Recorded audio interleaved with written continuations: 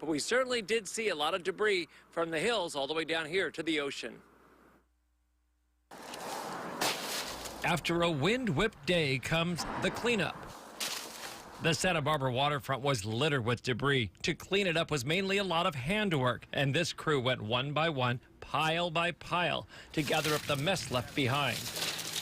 And then it was loaded into their pickup, more than likely several times. At times, getting to the downed limbs was a timing race against the cars on Cabrillo Boulevard. Nearby in Montecito, winds on Mountain Drive were still gusting, but calming down from the 40 to 60 mile an hour reading last night. Fire dangers were not simmering, and the threat level was still extremely high. In some areas of Montecito, you might see some trees that have pink ribbons around them, like this one.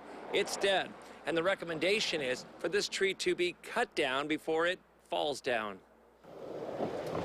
This is one area where utility lines and mature trees are intertwined, and they'll all come down together if they're pushed to the limit by the winds. There were several signs of broken branches already in the lines. Not enough to create a serious problem, but it's what we've been seeing in the wind and drought conditions for months.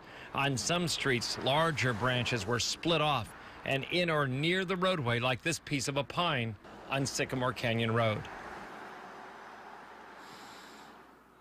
So one thing to remember here is even though the winds are dying down, we have seen some very unusual behavior linked to the drought over the last several months. And even when the winds are gone, and certainly there's no rain, the trees are just falling on their own. So take a look at your trees, see if they're diseased or sick or dying, and if they are a threat to come down around your property.